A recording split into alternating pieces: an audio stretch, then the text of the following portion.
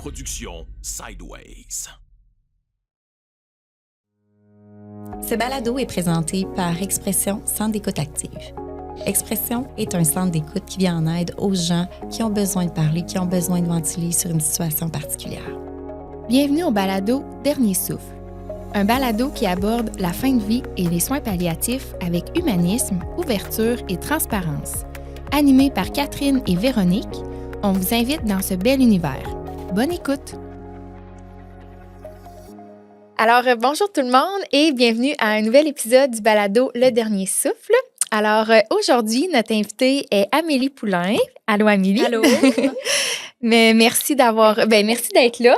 On est vraiment contente de te recevoir. Alors, toi, Amélie, tu es infirmière clinicienne et chargée de cours à l'université. Et on te reçoit aujourd'hui pour parler, en fait, de médicaments. Fait qu'on va vraiment venir démystifier la médication qui est utilisée en soins palliatifs et en fin de vie. Entre autres, la morphine et, bon, plein d'autres molécules aussi qui est utilisée. Fait que je pense que je vais te donner tout de suite la parole. Si tu veux te présenter peut-être plus en profondeur, on t'écoute. Oui, c'est ça. Dans le fond, je suis infirmière clinicienne là, depuis... infirmière depuis 2011, infirmière clinicienne depuis 2013. J'ai travaillé principalement en centre d'hébergement de longue durée, CHCLD qu'on appelle. Avec la clientèle, la majorité sont en soins palliatifs. Puis on a parfois des soins de fin de vie. Parce que nos résidents, habituellement, c'est leur dernier parcours là, de la vie. On avait aussi des lits communautaires de soins palliatifs, donc des gens de la communauté qui sont hébergés pour leurs derniers moments de vie, mais qui n'ont pas fait le parcours là, de résidents, je vais dire, réguliers. Fait que j'ai travaillé longtemps, là, plus de 10 ans dans ce domaine-là. Puis, depuis 6 ans, je suis chargée de cours à l'université, là, donc j'enseigne aux étudiantes au baccalauréat en sciences infirmières. Et dans le fond, j'enseigne le cours de soins palliatifs et de fin de vie. Là, et c'est là que ça a débuté un petit peu là, toutes les questions entourant la médication. Dans mon parcours comme infirmière, j'ai eu beaucoup de questions, là, puis je me suis rendu compte que les gens avaient beaucoup de mythes associés à la morphine, entre autres, là, et autres médicaments là, liés à ça, aux soins palliatifs et de fin de vie, beaucoup de méconnaissances. Puis quand j'en parlais avec mes étudiants, eux aussi remarquaient ça, qu'il fallait faire beaucoup d'enseignements comme infirmière. On n'est pas des pharmaciens, mais on a quand même beaucoup d'expérience et beaucoup de connaissances envers la médication puis tous les soins associés. Fait que je vous ai écrit là, en fait, là, pour vous dire que allez vous faire un épisode là-dessus, puis que j'aurais pu être intéressée à collaborer. Merci pour l'invitation là, en passant. Merci de nous avoir écrit. Ouais. Nous, c'est toujours un plaisir d'avoir des gens qui nous écrivent. Ouais. Puis surtout, si on peut les recevoir là, dans le cadre comme aujourd'hui là, pour un épisode de balado, c'est merveilleux. Donc, merci à toi. Tu l'as bien dit, tu n'es pas pharmacienne. Puis le but, de toute façon, c'est pas vraiment d'aller en profondeur, là, expliquer les molécules, Non, tout le c'est pas schéma nécessaire. d'action. C'est vraiment pas ça le but. Là. Fait que pour la population, tout le monde vous allez tous bien comprendre là, nos explications. Fait qu'on commence. On commence une petite question. Fait que, premièrement, là, tu l'as nommé, il y a la morphine, mais il y a plein d'autres médicaments. Fait que, premièrement, à quoi ça sert de donner des médicaments, différentes molécules en soins palliatifs et en fin de vie? Oui, il faut comprendre que les soins palliatifs, c'est quand même large. Hein? On peut avoir plusieurs maladies qui nous mènent à des soins palliatifs, dont on peut expérimenter plusieurs symptômes. Puis, les symptômes qu'on peut avoir, il y en a des plus fréquents qu'on va voir en soins palliatifs. Là, je vais vous donner des exemples, puis après ça, on pourra aller peut-être dans chacun des symptômes là, qu'on voit les plus fréquents, comme par exemple les nausées, vomissements. On peut avoir aussi tout ce qui est anxiété, les symptômes respiratoires, qu'on pourra rentrer un petit peu plus dedans, c'est quoi? Puis tout ce qui est, bien sûr, la douleur. Fait que c'est principalement là, ces symptômes-là qu'on va avoir en soins palliatifs qui vont débuter, puis plus qu'on va approcher vers la fin de vie, qui peuvent malheureusement s'intensifier. Donc, d'où le besoin là, de soulager nos patients. C'est sûr qu'on a des interventions non pharmacologiques qu'on peut faire comme infirmière, hein, tout ce qui est hors médication, mais parfois, ça ne suffit pas. Puis il faut aller vers la médication ou en combo pour avoir un meilleur soulagement. Oui. Puis tu l'as nommé, il y a plein de symptômes. Puis tu as nommé les principaux, mais on pourrait en nommer encore plusieurs. Là. Fait que c'est important de savoir que souvent, puis malheureusement, on a besoin pour chaque symptôme, il faut donner une médication. Des fois, il y a une médication qui va agir sur plus qu'un symptôme, mais là, ben, des fois, on va avoir des effets secondaires. Fait que là, il va falloir donner d'autres médicaments pour contrer ces effets secondaires-là. Fait que souvent, les familles trouvent qu'on donne beaucoup de choses aux patients. Mhm.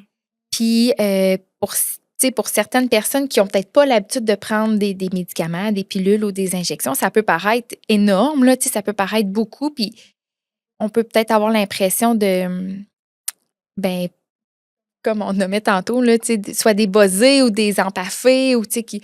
Mais le but, c'est vraiment de soulager chaque symptôme, dans le fond, pour que la personne soit le plus confortable possible. Oui, exactement. Ben, au final, hein, on le dit toujours, le but ultime, c'est la meilleure qualité de vie possible pour notre patient. Fait que c'est sûr que s'il reste un symptôme moindrement, on essaie de le soulager du mieux qu'on peut. Puis après ça, c'est de voir, est-ce qu'on est bien avec la médication qu'on prend? C'est quoi les risques-bénéfices? Puis si on a trop d'inconvénients, des fois, on essaie de changer de molécule, on essaie de trouver une autre alternative. Oui.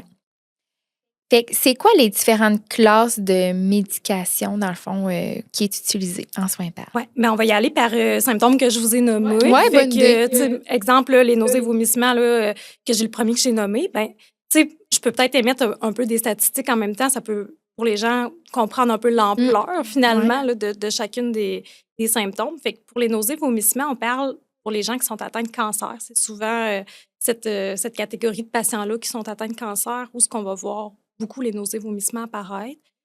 Pour différentes raisons, là, ça peut être par la maladie ou les traitements aussi qu'ils peuvent prendre, comme la chimio.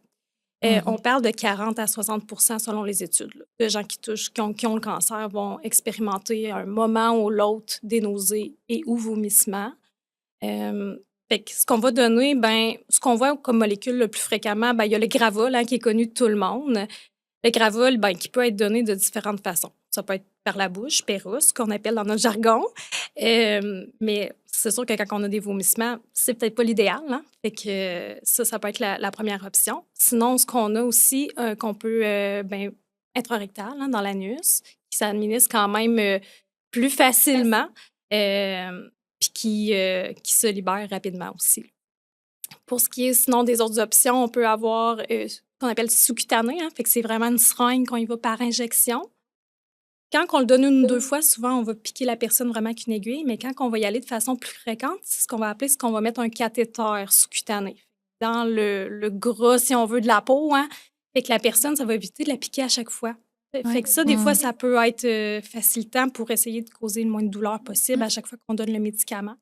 Oui, puis tu sais, ça, pour les gens qui restent à la maison, là, dans le fond, c'est peut-être plus agréable pour la personne qui donne l'injection parce qu'elle n'a pas à piquer avec une aiguille tout le temps. Là, dans le fond, elle fait juste... Puis le cathéter, tu sais, il est mis où? Je me souviens, mon père, il me semble que c'était ici, que c'était au niveau de la poitrine. Oui. Mais est-ce que ça peut être ailleurs? Oui. Dans le corps, finalement, là? Ça peut être un peu partout? Il y a plusieurs sites qui peuvent être possibles. En fait, oui, on le voit beaucoup au niveau du thorax. Souvent, on va les utiliser, puis ça va être quand même une place facile à accéder, tandis que si, par exemple, on les met aux jambes, ça peut être accrochant. Les bras aussi, on le voit. Mais c'est sûr que quand on tourne la personne, des fois, si on la tourne d'un côté puis qu'on va aller administrer de la médication, des fois, c'est un petit peu moins évident. Fait que ce qu'on dit, c'est souvent, qu'est-ce qui est facile d'accès? Puis, qu'est-ce qui agace pas non plus la personne? Là, si elle est habituée de se coucher d'un côté, c'est sûr qu'on ne privilégiera pas peut-être ce côté-là pour le site. Ça peut ressembler jusqu'à 7 jours. Fait que ça, c'est intéressant aussi là, que, à moins qu'il y ait un problème avec le cathéter, là, fait que c'est quand même bien de ce côté-là. Oui. Fait que oui, c'est ça. Dans le fond, c'est soit thorax, les bras, abdomen ou cuisses. Oui, c'est pas mal les sites. Ces sites-là, vraiment. Fait que là, on parlait de... Je peux-tu tousser un coup? Oui, vas-y. Parce que je sens que j'ai le chat dans la gorge. Oui. Oui. Oui, on parlait, dans le fond, des possibilités là, de comment donner la médication. Là, je parlais du Gravol, vu qu'il s'apprête bien à toutes les possibilités, en fait, de voies d'administration, dans notre jargon qu'on appelle. Fait qu'il restait par les veines, hein, intraveineux, c'était le dernier choix. Qui est plus dans un contexte hospitalier, là, où on ne donnera pas nécessairement à la maison. Puis même dans un contexte d'hébergement ou maison de soins PAL, ce n'est pas nécessairement quelque chose qu'on va qu'on va voir ou qu'on va privilégier de ce côté. Ouais. Fait que ça, c'est la première molécule, le Gravol, qu'on voit. Mais sinon, l'autre molécule qu'on voit quand même souvent, c'est l'aldol.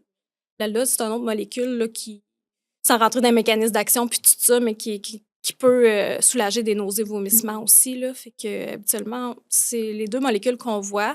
Au niveau des infirmières, on a ce qu'on appelle des protocoles de l'INES. C'est les deux molécules que dans ce protocole qui sont courants. Là. Fait que ça permet de soulager quand même nausées, vomissements. Puis je parlais tantôt des interventions non pharmacologiques. Ce qui est important aussi, c'est les soins bucco-dentaires associés à ça. Ça l'aide quand même à soulager là, ce symptôme. Oui, puis tu sais, souvent, quand on est vraiment plus dans la période fin de vie, là, tu sais, que la personne ne s'alimente plus vraiment, on a tendance à oublier de faire, tu sais, parce que le brossage de dents rentre là-dedans, dans les soins bucco-dentaires, là, puis on dirait que on perd cette habitude-là vu que la personne ne s'alimente plus, mais au contraire, là, souvent, en fait, pas souvent, il faut continuer à prendre soin, là, à faire des soins dans la bouche, puis tout ça.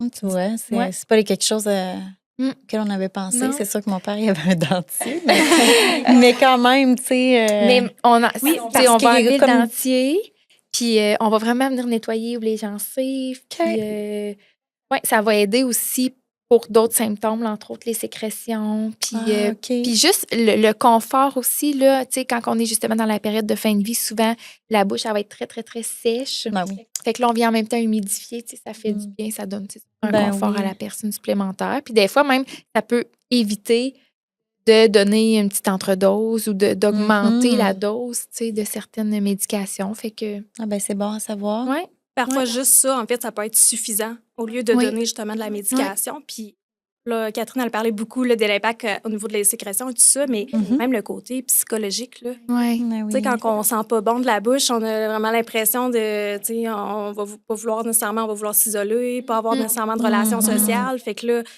ça augmente quand même l'estime ou l'image de la personne de faire comme au moins crime chambon, puis il me reste encore de la dignité, tu sais, par rapport au fait, là, on parle beaucoup de la dignité puis de l'image du patient.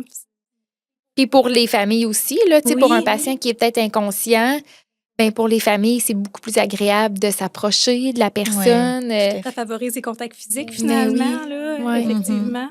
Les familles peuvent participer aussi, fait que ça leur donne un certain contrôle sur la situation, là, si jamais il y a un hébergement ou une hospitalisation, là, fait que c'est un bon soin là, à donner. Oui, c'est une belle façon, là, comme tu dis, de faire participer peut-être les familles qui ont le goût là, tu sais, de participer.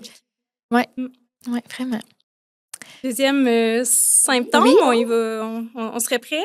Fait que le deuxième symptôme que j'avais, c'était principalement ce qui était de l'anxiété. Donc là, on a parlé un petit peu des symptômes psychologiques là, au niveau de l'image de soi, mais au niveau de l'anxiété, c'est sûr que ça peut être quand même anxiogène, hein, le passage des soins palliatifs, puis de ne pas savoir combien de temps il nous reste ou comment ça va se passer, puis aussi tous les symptômes qu'on expérimente là, pour les familles, mais aussi le patient lui-même là, quand il est conscient. Fait que c'est sûr qu'on peut voir ce qu'on appelle la classe des benzodiazépines. C'est un grand mot, mais en gros, ce qu'on retrouve là-dedans, le fameux Ativan. Je pense qu'il y a beaucoup de gens qui connaissent ça. On dit parfois Activant, là, qu'on entend chez nos patients. Mais c'est Activant avec un T. Fait que l'Activant, on pourrait voir aussi, par exemple, le Cerax. On a plusieurs molécules. Puis encore là, comme le Gravol que je mentionnais tantôt, il y a plusieurs façons de l'administrer. Fait qu'encore là, par pilule, par la bouche. La petite subtilité qu'on peut avoir, c'est qu'on peut avoir sous la langue, ce qu'on appelle sublingual, qui est une absorption un petit peu plus rapide là, que par la bouche ordinaire, là, si on peut dire.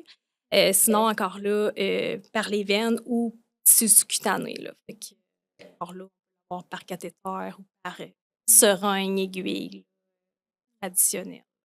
Donc, l'Ativan va vraiment venir calmer le mental. Là. Tu sais, quand ça se met à spinner, puis que c'est trop important pour le patient, ça va venir le calmer, se déposer un petit peu là, pour ça. C'est un anxiolytique, en fait. Hein? Fait que ça calme l'anxiété.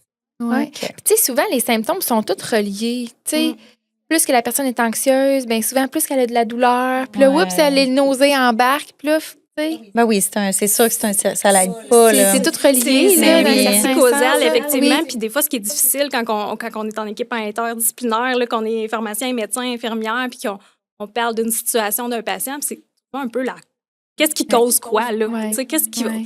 sur quoi qu'on agit pour briser ce cercle vicieux-là, finalement? Ouais. Là?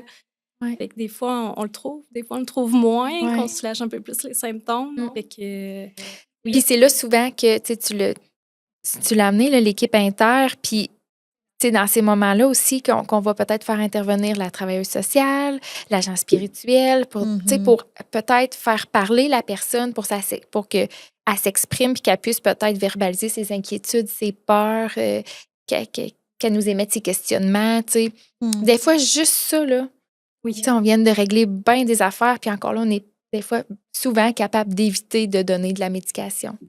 Oui, parce que ça ne réglera pas l'anxiété. Il faut être conscient de ça. Oui, ça va calmer les symptômes liés à l'anxiété, mais la cause de l'anxiété, l'activance, ça ne réglera pas tout. Non, c'est ça. Là. Ça ne règle pas la, C'est ça. ça règle pas la cause. Ça règle le symptôme, là, dans le fond. Exactement. Ça a une durée. Là. Exactement. Ouais. Sinon, dans ce qui est peut-être plus symptômes psychologiques, anxiété, ben on a le Versed là, qui est un peu plus puissant, là, si je peux dire ça comme ça, c'est que là, vraiment, il va avoir comme effet d'endormir le patient, donc sédationner dans notre terme qu'on appelle, donc vraiment induire l'inconscience pour que notre patient, il se rende pas compte finalement qu'il est anxieux. Tellement qu'il y a de l'anxiété, des fois, l'activant, on va dire, suffit pas. Là, des fois, il faut aller vers une sédation là, temporaire ou continue, là, selon la situation, mais ça peut prendre jusqu'à du Versed selon la situation. Encore là, mais là, il ne se donne plus par la bouche, celui-là. Fait qu'il se donne vraiment là, en injection là, ou par les veines.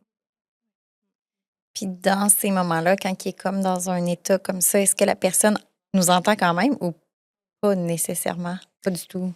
Ben, c'est difficile à dire parce qu'on l'a jamais expérimenté. On a tendance à dire, puis là, j'ai pas de référence scientifique, on dit souvent que l'audition est le dernier qui reste, mais tu sais... C'est ça, la science pense... tend à penser que la personne va nous entendre parce que c'est ça, tous les sens vont tranquillement s'en aller, sauf l'audition. Sauf que, tu sais, moi, je pense qu'il nous entend parce que, tu sais, je l'ai vu, là, que des fois, la personne était vraiment inconsciente. Tu sais, ça faisait 3 jours qu'elle parlait plus, tu sais, s'alimentait plus, elle s'hydrate plus. Puis que là, il y a quelqu'un de significatif qui arrive pour elle. Elle se met à parler, puis la personne, on voit là, ses paupières qui bougent, ses yeux, tu sais. Il y a comme des petits signes, là. Il y a des réactions, là. Fait que moi, je crois vraiment que la personne nous entend. Mais c'est le fun. C'est rassurant, on dirait. J'ai la même expérience que toi. Fait que moi aussi, j'ai tendance à croire ça, mais j'ai pas de données scientifiques qui approuvent ça ou qui appuient nécessairement ça. Ce qu'il faut savoir aussi, c'est qu'il y a différents niveaux de sédation ou d'inconscience. Fait que, dans certains cas, le patient peut encore bouger un peu, même parfois un peu ouvrir les yeux. Il ne sera peut-être pas en mesure de parler, mais une légère inconscience, on peut dire comme un sommeil léger, là, si on peut dire ça comme ça, jusqu'à une inconscience vraiment profonde qui est dans le coma, puis tout ça. Fait que ça dépend aussi qu'est-ce qu'on veut pour notre patient. Ouais. Troisième symptôme, classe de symptômes. Fait que là, on serait rendu, je me trompe pas, aux symptômes respiratoires. Fait que là-dedans, c'est un gros sujet. Il y en a plusieurs. Entre autres, on peut parler des fameux râles respiratoires. Ou embarras bronchique, là, selon les termes. Bien, en fait, c'est quoi? C'est vraiment une accumulation de sécrétions qu'on a dans les poumons chez le patient. Puis qui fait que le patient n'est pas en mesure de le tousser, de le sortir, cette sécrétion-là. Ce qui fait que ça va causer un bruit là, quand il va respirer. Puis le bruit peut être assez impressionnant, je vais le dire comme ça. Souvent, les familles, ou bon, ils ont l'impression que la personne va s'étouffer ou... oui. En fait, vraiment. c'est la peur des familles qui traduit beaucoup. Y a-t-il de la misère à respirer? Il va-tu justement mourir étouffé? On l'entend souvent comme peur. Il faut savoir que ça touche environ 1/3 des patients en fin de vie. C'est quand même fréquent. Puis des fois, c'est difficile à casser malgré la médication qu'on a. je suis transparente, en tout cas, avec ça, dans le sens que mon expérience clinique amène des fois qu'on est au maximum des doses, puis il en reste encore un peu là, d'embarras. Par contre, ce qui est peut-être rassurant pour les familles ou les proches, c'est quand le patient devient inconscient, puis qu'il n'est pas en mesure nécessairement de tousser, justement, puis d'expecter ces sécrétions-là. Ben, les études tendent à dire qu'il n'y aurait pas d'inconfort chez ce patient-là. Il ne ressentirait pas ça. C'est Non, juste c'est ça. tannant pour les autres de l'entendre, puis c'est Ouais. vraiment anxiogène peut-être pour les proches, mais pour le patient lui-même, c'est pas un signe de souffrance. C'est le fun à Ouais. savoir. Ouais. Fait que, même si on reste avec un certain bruit auditif, ben, au moins, ben, il ne souffre pas de ça. Ouais. Dans la médication, qu'est-ce qu'on a pour ce type de symptômes-là? Ben, il y a 2 grands médicaments qui existent, qui est le Robinul et la scopolamine. Toutes les 2 se donnent par injection. Le Robinul étant qui assèche les sécrétions. Donc, la personne va vraiment un peu avoir moins de sécrétions, moins de bruit parce que ces sécrétions sont asséchées. Ce qui fait que c'est ça, ça peut réduire l'embarras final. Puis sinon, ben, la scopolamine, c'est un peu le même effet, sauf qu'est-ce que ça va avoir aussi comme effet, c'est que ça va être un effet amnésiant qu'on appelle. Donc, ça va endormir la personne, ça va la sédationner, un peu comme le Versed de tantôt. Mais en plus, ça va assécher ses sécrétions.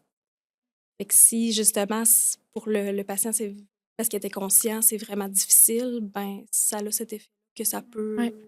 Ouais. Des fois, c'est ce qu'on veut, Oui. tu sais, aussi. Là. On est rendu là, que la personne elle dorme un petit peu plus, puis c'est correct. Puis des fois, quand la personne elle veut rester plus réveillée, on va prendre l'autre option, le Robinul. Exact, ça dépend de la situation là, du Ouais. patient. Ouais. Puis j'ajouterais aussi que nos soins bucco-dentaires qu'on parlait tantôt, Ouais. ben, ils ont un impact important aussi pour ça, parce que ça va permettre là, d'enlever les sécrétions qu'on va avoir au niveau de la cavité buccale, Ouais. puis aider quand même, dans une certaine mesure, à retirer ce qu'on peut retirer.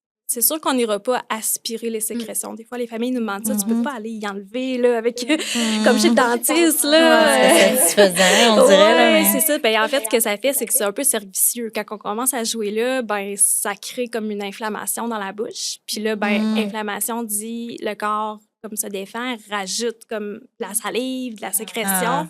Fait que là, on est comme pris avec un servicieux qu'on a de la difficulté à le gérer de façon plus optimale. Ouais.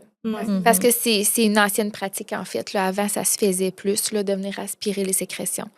Là, c'est Maintenant, ça se fait plus. Non, c'est ça. OK. Les données scientifiques nous disent de ne plus faire ça. Exactement. Fait qu'on y va vraiment avec notre médication puis nos soins bucco-dentaires réguliers. Là, c'est vraiment ce qui fait la différence le plus possible. Ouais. Il y a aussi la difficulté respiratoire, la dyspnée qu'on appelle. Qui peut se traduire de différentes façons, hein, parce que là, dyspnée, c'est très large, difficulté à respirer, parce que nos rôles respiratoires, nos embarras bronchiques pourraient rentrer là-dedans. Mais ce qu'on parle aussi beaucoup, c'est quand on va respirer vite. Hein, fait que la fréquence à laquelle on respire va augmenter. On respire de plus en plus vite, de façon plus superficielle. Donc, s'il respire, là, on peut dire ça comme ça. Ce qu'on appelle la tachypnée, donc respirer plus vite. Ça peut être de plusieurs raisons qui expliquent ça. Hein. On parlait tantôt d'anxiété. Fait que si la personne fait de l'anxiété, elle risque de respirer plus vite lié à son anxiété. Fait que là, ça dépend ce qu'on veut faire. Est-ce qu'on peut donner de l'activant pour réduire justement au final notre respiration parce qu'on va diminuer l'anxiété.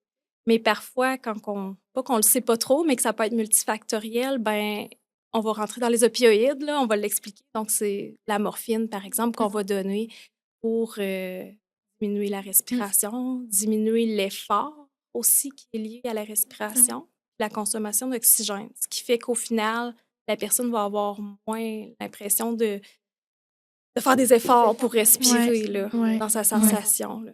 Fait que ça calme la personne. C'est probablement le traitement de choix qu'on utilise, qu'on voit beaucoup.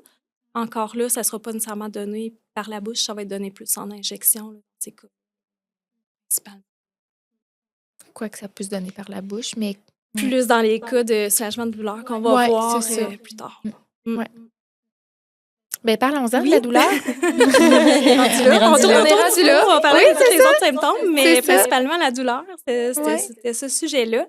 Fait que oui, la douleur, c'est quand même très commun en soins palliatifs, fin de vie aussi. Puis, ben, c'est sûr que ça touche plusieurs maladies qu'on peut avoir en soins palliatifs.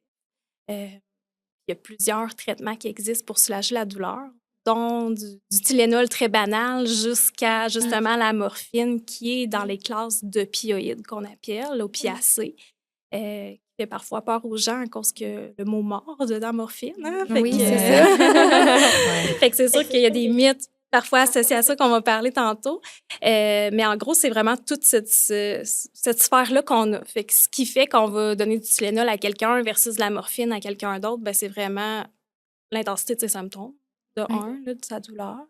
Comme ça peut aller jusqu'à, ben, c'est ça, sa maladie, qu'est-ce qu'il y a, quel type de maladie qu'il y a, parce qu'il existe entre le Tylenol puis la morphine différents autres types de molécules, d'autres médicaments. Tu sais, souvent, ça prend vraiment une bonne évaluation de la douleur. Là. La douleur, ça s'évalue. Il y a des grilles d'évaluation qui existent, toutes sortes de grilles pour différentes sortes de différentes clientèles, en fait. Fait que, tu sais, encore là, c'est un travail du médecin et de l'infirmière, de tout, tu sais. Travail d'équipe. Oui, c'est un travail d'équipe. Puis, tu sais, la douleur, il y a différentes sortes de douleurs, d'où, c'est pour ça qu'il y a différentes molécules qui peuvent être utilisées aussi pour soulager la douleur. Oui, puis tu sais, dans le dépistage de la douleur, je rentrerais aussi que, on parlait beaucoup de médecins, infirmières, mais quand on est soit dans un contexte d'hôpital, d'hébergement, puis même à domicile, les préposés aux bénéficiaires, les proches peuvent vraiment nous aider à déceler la douleur. C'est vraiment des alliés importants parce que, puis surtout quand que le patient tombe inconscient ou il y a des problématiques au niveau des troubles cognitifs, ben là, il n'est pas nécessairement en mesure de la communiquer, sa douleur. Fait que d'où l'importance de vraiment observer le patient, puis les échelles, justement, peuvent nous aider là, selon la situation qu'on a. Ça nous permet après ça de mieux déterminer le traitement avec le pharmacien et le médecin, effectivement. Exactement. Puis si on parle peut-être de la morphine, justement, pourquoi est-ce que ça fait si peur aux gens quand on parle de morphine? Ben, c'est sûr que c'est comme j'ai le mot mort dedans, mais il y a aussi beaucoup de mythes associés à ça. Le premier mythe, je pourrais dire, ou qu'est-ce qu'on entend le plus, ben, c'est ça. Est-ce que ça va le donner la mort à mon proche ou à moi-même si je suis le patient? La première réponse qu'on dit, c'est ben non. Là, premièrement, ça ne tue pas. Ce qui va arriver, c'est que oui, il peut y avoir certains changements ou certains effets secondaires qu'on pourra parler quand on donne la morphine. Par contre, le but ultime, c'est de soulager. Fait que si on prend de la morphine, c'est parce qu'on a des symptômes, on a de la douleur. C'est de soulager cette douleur-là. Parce qu'une douleur non soulagée peut amener de grandes conséquences. Puis ça, sont souvent moins bien connus, banalisés parfois. Ça peut aller de diminution des activités, la vie quotidienne. La personne va peut-être s'alimenter, ne voudra pas se lever de son lit.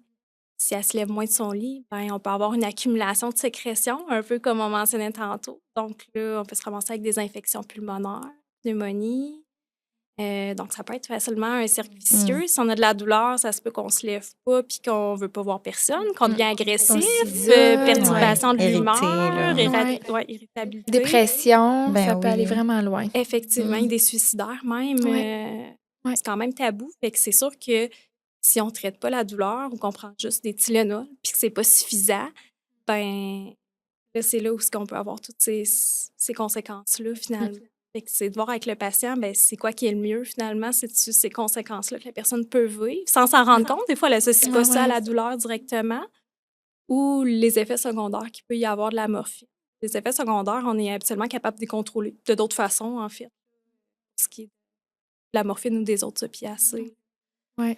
Puis, tu sais, ça arrive même souvent là, que les médecins, quand ils vont prescrire la morphine, des fois, ils vont prescrire d'emblée une médication pour pallier aux effets secondaires. Tu sais, un des effets secondaires fréquents, c'est la constipation.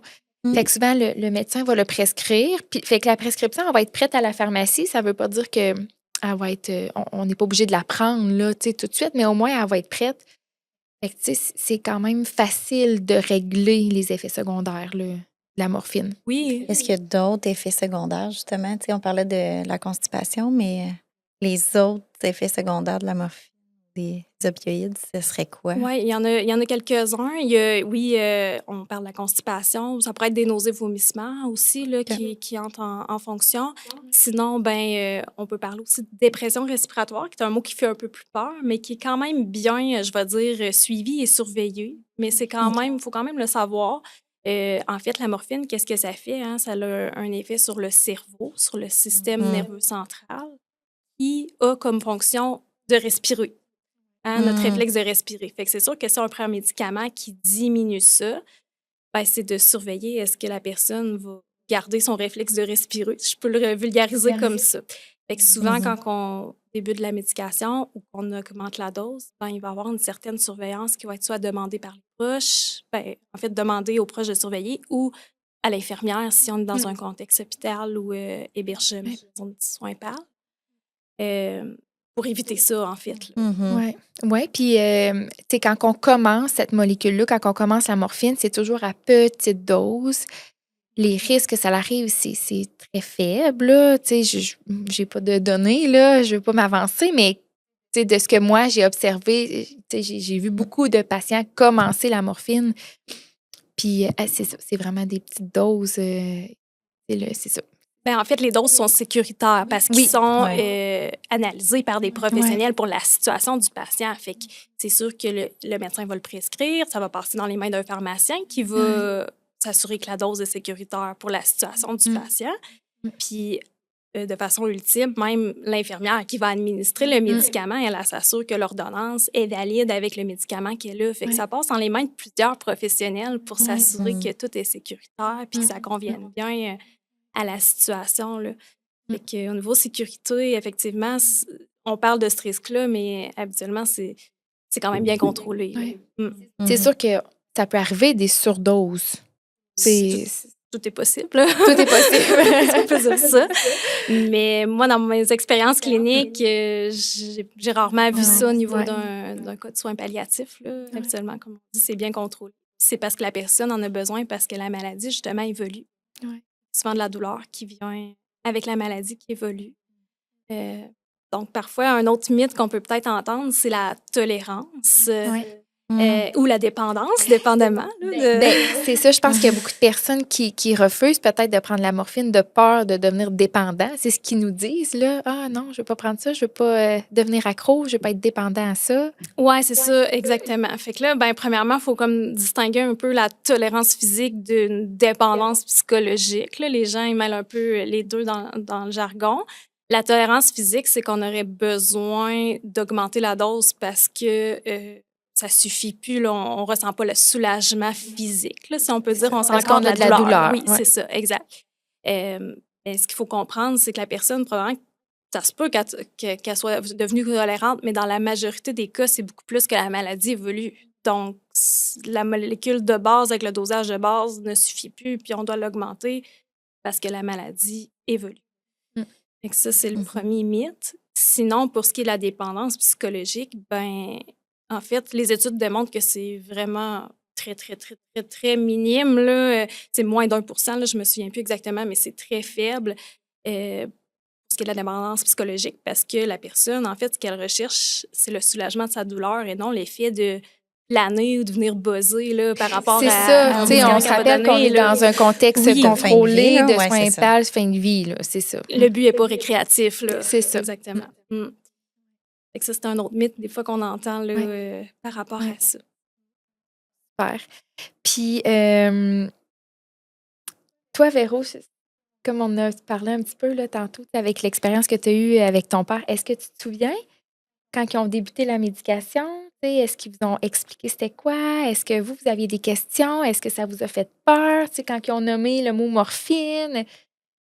On dirait que j'aurais envie d'avoir le pouls là, de... je me souviens que oui, mon père, il avait vraiment eu peur. T'sais, lui, dans sa tête, la morphine, c'était comme, il se voyait, c'était fini, immédiatement, aussitôt qu'elle allait en prendre, parce que je pense que son père a eu une mauvaise expérience, ou peu importe. Puis, oui, il associait vraiment la morphine. Fait qu'au début, il ne voulait pas en prendre, puis il était vraiment réticent. Jusqu'à un moment donné, là, il y avait vraiment de la douleur, puis il n'a pas eu le choix, parce que là, à un moment donné, il fallait qu'il soit soulagé. Puis finalement, tu sais, il n'est pas décédé tout de suite. Là, tu sais, il a Ah, réalisé c'est que ça. c'était pas nécessairement ça. OK, Tu c'est sais. ça. Mais sur le coup, oui, il était vraiment réticent là, à prendre de la morphine. Ah Je pense ouais. que le mot lui faisait peur aussi. Puis là, Ouais. nous autres, veux pas, on connaît pas ça. Fait que c'est sûr qu'on sympathise là, avec mon Oui, père. Puis on se ouais. dit, pauvre lui, ben là, il veut pas ça, mais y a-t-il une autre alternative, tu sais? Mais au final, je pense que pour lui, je pense que c'était pas mal. Tu sais, il était rendu là, C'est ça. vraiment, parce qu'il y avait beaucoup de souffrance. Puis, tu sais, lui, il y avait des tumeurs au cerveau, puis souvent, c'est souffrant quand même, là, tu sais, je pense à prendre la place. Puis j'ai pas tout compris ce qui s'est passé, mais ça pouvait vraiment l'aider, là, rendu au point où il était Ben rendu. oui, ben oui. Ouais. Tu sais, malheureusement, c'est rare, là, les personnes en fin de vie qui ont aucune douleur. Ça l'arrive, là. Ouais. Avec la J'en ai vu, là. médication, souvent Ben, que là, ils n'auront plus de oui. douleur parce qu'on va l'avoir soulagé. Ben, je veux dire, même de base, là, tu sais, qu'une maladie terminale emmène aucune douleur, ça peut arriver. Ça peut Mais Ça doit c'est être quand plutôt même rare. rare. ouais, C'est ça. plutôt rare, Exact, tu sais, exact. malheureusement. Mm. Fait que, Ouais. puis comme on l'a dit tantôt, si c'est pas bien géré, cette douleur-là, ça peut tellement apporter d'effets Mm. négatifs dans la vie de la personne, Mhm. tu sais.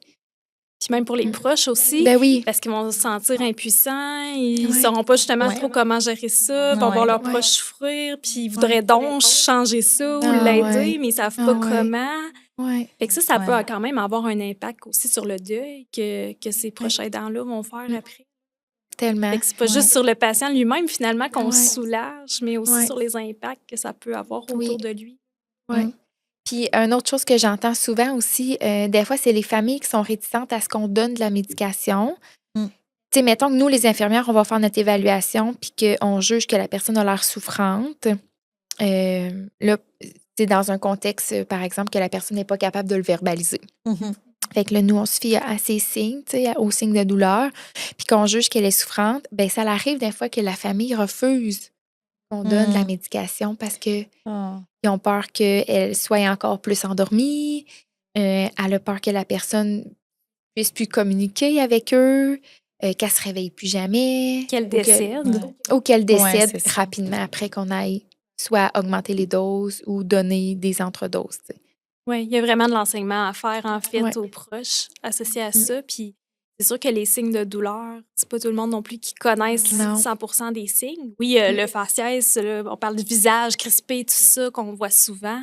Mais en fait, même chez les personnes qui communiquent pas, là, on parle de plus de 60 signes qu'on peut voir chez une personne qui communique pas. Là, l'échelle, là, il y a une échelle qui a 60 items, là, pour vous dire à quel point on même. peut voir d'éléments. Là, Tu veux-tu en nommer peut-être les plus fréquents ou ceux qu'on... c'est pas nécessairement les plus fréquents, mais qu'est-ce qu'on peut voir dans l'échelle? C'est principalement une personne là, qui va comme soit se retirer, qui va mettre sa main à une position, là, d'une certaine position, fait qu'elle protège son site de douleur. Exemple, si elle a mal au ventre, avoir tendance à mettre sa oui. main ou son ventre. Ça peut même aller Mhm. jusqu'au regard, jusqu'au dents, tu sais, le mâchoire qui se crispe. Fait que, tu sais, des fois, le proche n'aura pas nécessairement, pas qu'il l'aura pas vu, mais il l'aura pas associé nécessairement à la douleur. Ouais. Fait que il y a aussi de prendre conscience un peu de ces signaux-là. Puis on peut le montrer. Ça peut être l'agitation. Oui. Tu sais, c'est large, là. Ça peut être la respiration qui augmente, tu sais. Puis, tu sais, moi, Carrément. je me souviens, là, tu sais, mon père, je pense qu'il voulait pas montrer devant ses enfants qu'il avait mal. Ouais. Puis le moment où j'ai sorti de la chambre, à un moment donné, tu sais, on est comme, il y avait une petite salle de la famille. Moi, je suis allée comme juste m'étendre un peu, puis ma mère, elle avait comme un petit lit à côté de mon père. Puis quand moi, je suis partie, mon père, il a comme fait une espèce de, pas de crise, mais tu sais, probablement, il y avait de l'anxiété aussi au travers de tout ça. Puis, tu sais, il montrait à ma mère, semblant dire plus, tu sais, de médicaments, mais il parlait plus, là. Fait que, puis là, il s'est levé dans le lit, puis tu sais, Il est devenu agité, vraiment anxieux beaucoup. aussi. Puis ma mère, tu sais, était un peu traumatisée de tout ça, là, mais tu sais, dans le sens que elle a vu qu'il souffrait, mais on dirait qu'il a vraiment attendu que moi, je parte parce qu'il voulait pas montrer, tu sais, il était comme bien calme dans le lit. Tu sais, moi, je pensais qu'il avait pas de douleur, tu sais, dans le fond. Du moment où je suis partie, tu sais, il a comme tout déchargé, là. En tout cas, j'ai comme eu cette impression-là parce que quand je suis revenue dans la chambre, il était sur la fin, tu sais, de son espèce de crise, là, qu'on peut dire, là. Puis, puis il est revenu calme quand moi, je suis arrivée, mais tu sais, c'est ça. J'avais l'impression peut-être qu'il voulait pas montrer Ben comme un oui, signe de mais faiblesse à ses ouais, enfants, là. Mais, ouais, puis là, ça a été pris en charge rapidement, puis, tu sais, il a été soulagé, là, mais, tu sais, j'étais comme, c'est pauvre papa. Ah. Mais, ouais, fait que je me dis, après Ben, ça s'est calmé, puis ouais, ça a c'est juste, il a ça. été vraiment calme, puis, Ouais. tu sais, on a vraiment pu l'accompagner, tu sais, dans la douceur, là, jusqu'à la fin. Puis, heureusement, parce que je pense pas qu'on aurait été capable de t'offrir un Ah état. non, ben mon Ah Dieu, non, Ça aurait non, été non, non. traumatisant, hein, ouais, là. c'est C'est ça. très difficile, ouais. Puis, tu sais, ça prouve que même si la personne n'est plus capable de verbaliser, puis qu'elle a l'air peut-être à dormir ou qu'elle a l'air somnolente, mais qu'elle peut ressentir la Oui, douleur, tu sais. tout à fait. D'où Tout à fait. l'importance de D'être attentif. À l'affût, tu sais. oui, Ouais, exactement. c'est là-dessus, ça. puis même de questionner, là, tu sais, probablement qu'ils devaient vous entendre. Ben, ils vous Ben oui, entendaient c'est sûr clairement. qu'ils nous entendaient. Ben, je pense que oui, parce que le moment où je suis c'est sortie, c'est ça qui est arrivé. Puis moi, tu sais, je me suis peut-être endormie un petit peu sur le sofa, là. Puis quand je suis revenue, ma mère a dit, oh, mon Dieu, t'as manqué toute qu'une affaire, mais elle a dit une chance que t'étais pas là, tu sais. Mais ouais. Oui, parce que c'est vrai que ça peut être traumatisant. Ma mère, je pense que c'est ça qui est, ben, en tout cas, selon moi, là, Oui. c'est ce qu'elle me disait, là, c'est ce qu'il a gardé toujours. C'est une image qui l'a marqué. Oui, là. parce que de se dire, tabarouette, il souffrait, pauvre lui.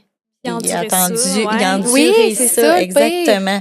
C'est ça le pire. Mais bon, bref. Mais c'est vrai que c'est souvent un signe de faiblesse, on dirait. Ben, il y a de- beaucoup de de croyances nommer, associées oui. à la douleur, puis tu sais, même culturellement parlant, en fait, Oui. là, tu sais, Ouais. dépendamment des croyances religieuses ou spirituelles qu'on peut avoir, tu sais, il y en a qui disent, ben, faut comme gagner notre ciel Oui. pour atteindre soit le paradis ou peu importe. Fait que c'est sûr que dans certaines cultures, c'est pas bien vu de prendre des antidouleurs, puis que de laisser le processus naturel, la chose se faire. Fait que, dépendamment des croyances ou justement, soit par orgueil ou par signe de faiblesse, il y a plusieurs connotations associées à la douleur, puis plusieurs comportements.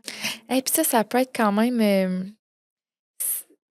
Tu sais, c'est challengeant, je trouve, là, pour. Ben, moi, je me mets dans la peau de moi étant Catherine infirmière, là, tu sais, si c'est vraiment quelque chose de très culturel ou religieux, tu sais, alors que moi, si ça vient heurter mes valeurs, des fois, ça peut être confrontant, je trouve, dans ces situations-là, quand la personne ne veut pas être soulagée. Ben, éthiquement, c'est sûr que oui, on voudrait bien aider, mais si la personne refuse, ben en fait, là, tout ce côté-là, effectivement, que on a nos valeurs comme soignants aussi, là. Fait que oui, ça peut venir nous heurter. Puis...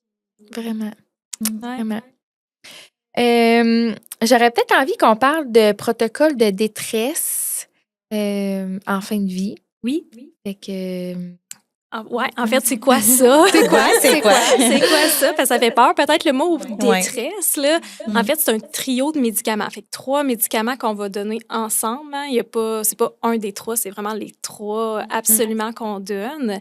C'est 3 médicaments qu'on a déjà parlé. Fait que le premier étant l'opiacé, la morphine, là, qui est donnée. Fait que pour justement soulager une certaine douleur ou une certaine difficulté respiratoire. Après ça, on va donner, ben là, je dirais pas l'ordre nécessairement, mais bon. Ensuite, on a l'Ativan ou Versed. Ouais, Versed, là, c'est dépendamment des prescriptions. Fait que c'est vraiment dans le but de sédationner, rendre endormi, rendre inconscient notre patient pour pas qu'il se rende compte de ce qui va lui arriver. J'ai pas dit c'était quoi, je vais le dire après. Et le dernier étant la scopolamine qui va assécher les sécrétions, mais aussi rendre aussi l'inconscience, comme je me disais tantôt. Fait, comme 2 médicaments qui vont aller toucher là, la conscience de notre patient. Puis pourquoi on donne ça? Ben, c'est en fait notre patient va être en détresse respiratoire la majorité du temps. Donc, vraiment dans un état de panique. Il faut savoir que notre patient, il faut qu'il soit conscient pour donner le protocole de détresse. Ça, c'est hyper important. Parce que des fois, il y a des études qui démontrent que c'est pas toujours bien utilisé, le protocole de détresse, puis qu'il y a des infirmières qui le donnent dans des circonstances où le patient il est déjà inconscient. Là, c'est difficile de dire qu'il est en état de panique s'il est inconscient. Oui. Comme peut-être dans le cas de mon père, justement, quand il faisait des signes où il était conscient, mais... J'imagine que c'est ça qui a été donné. Je sais pas. On ne le saura jamais, mais ce qui est important, c'est qu'il y ait vraiment la notion de panique. Là, tu l'as bien dit. Fait que, tu sais, de l'agitation, de la peur dans les yeux. Oui, un regard effrayé. Oui. Là, il y a vraiment des critères spécifiques là, par rapport à l'état de panique. Puis Là, je parlais de difficultés respiratoires, mais ça pourrait être aussi dans les cas où une douleur est subite. Là, Ouais. Elle apparaît rapidement, subitement, puis c'est ça, elle est incontrôlable. Là, Ouais. ou une hémorragie massive. Ouais. Fait que c'est... Ou des gros vomissements Oui, aussi. c'est ça. C'est dans ces circonstances-là là, qu'on va... Fait que c'est comme une situation d'urgence. Il faut le dire comme ça. C'est vraiment une situation d'urgence que là, ben, faut agir ici maintenant pour que notre patient soit soulagé rapidement de ces symptômes-là. Fait que c'est pour ça qu'on va induire l'inconscience pour pas qu'il se rende compte finalement de ces symptômes horribles-là. Puis le temps qu'on rétablisse la situation, là, puis qu'on revienne à une situation plus stable là, au niveau des symptômes. Ces médicaments-là sont donnés soit par les veines ou en injection. C'est ça, sous-cutané. Fait que là, on va donner là, vraiment les 3 médicaments d'un coup. On va réévaluer après 20 minutes, puis on peut redonner une autre fois les 3 médicaments ensemble une autre fois. C'est sûr que quand ça arrive, il faut se questionner. Hein? On va souvent rappeler le médecin, me dire là, on a vécu ça. Hein? Y a-t-il des choses à modifier, à ajuster? Parce que là, on ne voudrait pas que notre patient revive ça à nouveau. Fait que des fois, il faut se questionner sur les traitements qui sont en cours, puis voir ben, comment on peut éviter ça à nouveau. Le mythe qu'on entend des fois par rapport à ça, ben, c'est que ça peut entraîner la mort. Hein? C'est que ça cause la mort. Oui, on va le faire mourir si on lui donne ça, en fait. Mais en fait, c'est faux. Souvent, quand on arrive là, ben, c'est que la maladie encore là évolue. Puis, ben, c'est sûr que là, ben, on est peut-être vers la fin. Donc, c'est possible que oui, éventuellement, le décès se produise, mais ce ne sera pas les médicaments qu'on va avoir. Et ça peut arriver qu'on donne un protocole de détresse, puis que la personne, le lendemain, elle se sente mieux, puis que, tu sais, qu'on l'ait endormie pendant une période, puis qu'après ça, elle se réveille un petit peu, tu sais. Ça peut arriver, là. C'est pas significatif de la fin, là. Non, effectivement. Pas. Mais souvent, quand on le donne, c'est parce que, bon, la fin est proche, puis c'est la maladie qui va faire en sorte que là, il y a des gros symptômes incommodants avec, bon, une panique, comme on a nommé, tout ça. Puis que là, on veut... c'est ça. On est dans cette situation d'urgence-là, puis il faut agir finalement, parce qu'on ne laissera pas ça passer, puis on veut vraiment soulager notre patient final. Ça. Fait qu'on a parlé un petit peu d'évaluation de la douleur aussi. Avais-tu autre chose à ajouter, toi, pour l'évaluation de la douleur? Bien, si je peux me permettre, peut-être ce qu'on a moins abordé au niveau, on a parlé des opiacés, tout ça, mais on n'a peut-être pas abordé, on a parlé des différentes façons de l'administrer ou de le prendre, mais on n'a pas parlé beaucoup de la courte puis de la longue action. Tu sais, des fois, c'est un petit peu mêlant, ça, de ce côté-là. On peut peut-être l'aborder un petit peu. En fait, les deux se donnent par la bouche, mais on a aussi les thymes, des fois, là, qu'on peut voir. Là, fait qu'un patch qu'on appelle, un collant sur la peau, qui va libérer tranquillement le médicament. Fait que la différence entre le courte action qui est donné par la pilule ou le longue action par la pilule ou le timbre, ben, c'est que ça va se libérer tranquillement. Hein? Fait que des fois, ça va éviter les montagnes russes, si on peut dire, de soulagement. Puis là, ensuite, j'ai mal, je suis soulagée, j'ai mal, puis ainsi de suite. Fait que vu que le médicament se libère vraiment progressivement, ben, c'est plus stable au niveau du soulagement. Fait que ça, des fois, les patients ne comprennent pas trop pourquoi on change leur molécule, parce qu'au début, ils prennent peut-être des médicaments au besoin, puis on se rend compte qu'ils en prennent de plus en plus des médicaments au besoin, fait qu'on change vers des fois du longue action, où ce qu'on va prendre 1 ou 2 pilules par jour. Ça limite aussi... Une le matin, une le soir. Ça. Souvent, là, qu'on voit. Puis pour que la nuit, justement, ils ne se réveillent pas en plein milieu de la nuit, puis que j'ai une crise de douleur. Fait que ça, des fois, c'est un petit peu mal connu, ces principes-là. Fait que je trouvais bien peut-être de l'aborder.